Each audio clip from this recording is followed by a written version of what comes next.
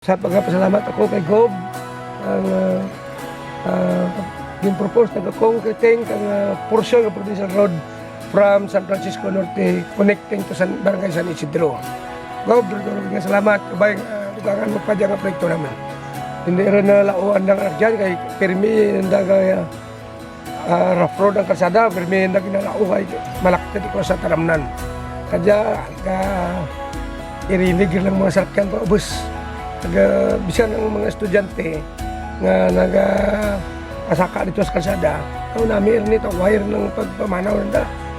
Nagatugrugid ako kang duro-duro nga pagpasalamat sa pag-implementar kadyang project ya ang road concreting anak kang Malabor Alegre.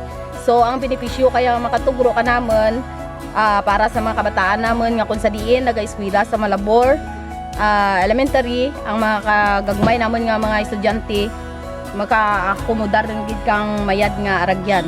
So sa liwat duro-duro gid nga salamat Gob sa mayad nga proyekto nga gintugro mo kanaman.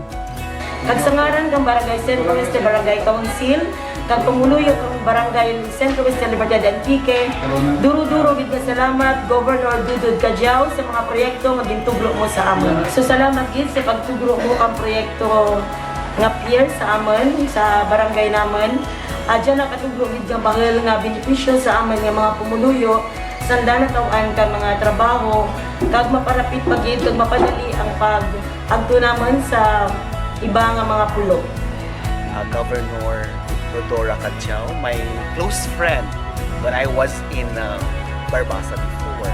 So I'm so happy with this project, the multi-purpose hall, and very beneficial for our students. Thank you, Gov, for your support, and maybe sa future, masupport din as long as you are the governor of the province of Antique. I'm so proud of you. We'd like to thank Governor Dudut Cajao sa mga projects na ginatugro na nadya sa amon eskwelahan kay very beneficial gid sa amon nga mga estudyante.